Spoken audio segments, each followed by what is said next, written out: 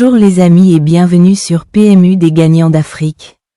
Avant de commencer, prends un bic et une feuille, écoute et note tes chevaux préférés. Aujourd'hui on se retrouve pour l'analyse de la course du lundi 31 mars 2025, 55 000 € à gagner aujourd'hui les amis. Mais n'oubliez pas l'objectif de 200 likes par vidéo pour encourager la chaîne. Si vous êtes nouveau ici, n'oubliez pas de vous abonner et d'activer la cloche de notification pour ne rien manquer de nos analyses quotidiennes. Et surtout, restez bien jusqu'à la fin pour découvrir nos pronostics gagnants du jour.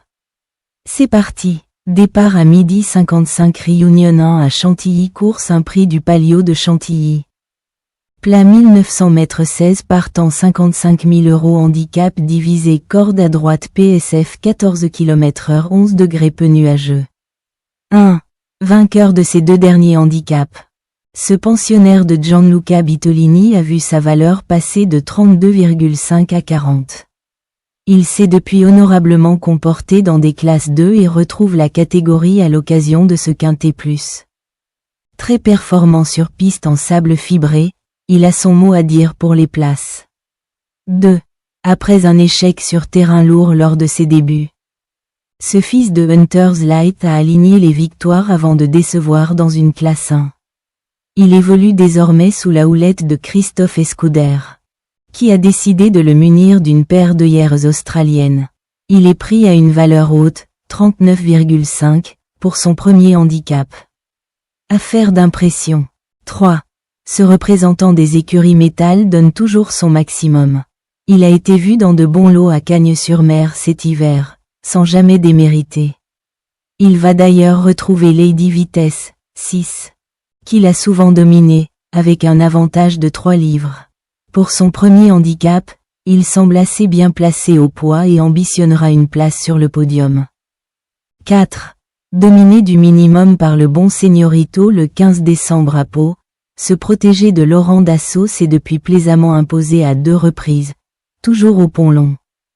Il va certes devoir composer avec 3 kilos de surcharge, mais il est invaincu cette année et ses limites sont pour l'heure inconnues. À l'arrivée. 5. Dominé pour son unique tentative dans un handicap, en valeur 39,5, cette représentante de l'écurie Mélanie a toutefois été vue dans de bons lots à Cagnes-sur-Mer cet hiver. Elle vient de prouver que l'allongement de la distance ne la dérangeait pas. Pour son retour dans cette catégorie, elle a été abaissée de 3 livres et mérite une note de méfiance. 6. Après avoir débuté dans un excellent lot à Deauville, cette concurrente de Rachid Chekhoudinov s'est brillamment imposée à Lyon-la-Soie, laissant le reste du peloton à distance. 4e de Listide depuis à Saint-Cloud, elle se présente dans son premier handicap à une valeur intéressante. Déjà lauréate sur PSF, elle est une sérieuse candidate à la victoire. 7. À 2 ans. Ce protégé de Sibylle Egloff n'est jamais sorti des 3 premiers et a même ouvert son palmarès à Angers. Il avait toutefois été vu dans des lots moins relevés et a été largement dominé lors de sa rentrée à Saint-Cloud. Il n'a encore jamais été vu sur la PSF et semble pris à une valeur un peu haute. Pas emballant. 8. Ce pensionnaire de Fabrice Chappet a ouvert son palmarès à 2 ans aux dépens de Rastrellar, vainqueur d'un handicap en valeur 35 depuis. Ce fils d'Hecto a depuis réalisé une rentrée remarquée à Saint-Cloud et s'annonce compétitif dans les handicaps. Associé au redoutable Maxime Guyon, il aura logiquement de nombreux supporters. 9. Cette fille de Yafta reste sur plusieurs bonnes tentatives et n'a tout simplement jamais déçu depuis qu'elle a rejoint l'effectif du très en forme Julien Récimon. Elle a toutefois été bien dominée lorsqu'elle a affronté de bons chevaux à Pau et a sinon été vue dans des lots d'un niveau inférieur. Sans nous. 10. Avec 3 podiums en autant de sorties. Cette pouliche de Claudio Marzocco est tout simplement irréprochable depuis le début de l'année. Lauréate avec autorité à Fontainebleau. Elle va toutefois devoir composer avec une surcharge de 2 kilos. Elle a déjà brillé sur PSF et va tenter de poursuivre sa série. Un gros regret. 11. Auteur de début surprenant, 4e, sur ce tracé dans un lot plutôt bien composé. ce pensionnaire de Robert Collen a toutefois pu réellement confirmer dans les courses suivantes. Dominé lors de sa rentrée au Mans sur une distance certainement trop courte, il pourrait bien se réhabiliter dans cette catégorie, mais devra, avant tout, rassurer. 12. Auteur d'un bon début de carrière avec une deuxième place à Lyon-la-Soie et une victoire à Pornichet. Ce concurrent de Maurice Lagacé n'a pu se mettre en évidence pour sa première tentative dans un handicap sur une distance toutefois trop courte et dans un terrain profond. Il devrait apprécier retrouver la PSF, mais ne semble pas avoir une grande marge de manœuvre en 35. 13. Ce concurrent de Jacques Anchaud ne cesse de progresser et a prouvé qu'il était en mesure de performer sur les pistes en sable fibré, à Pau. Deuxième d'Alpha J, 4. En janvier.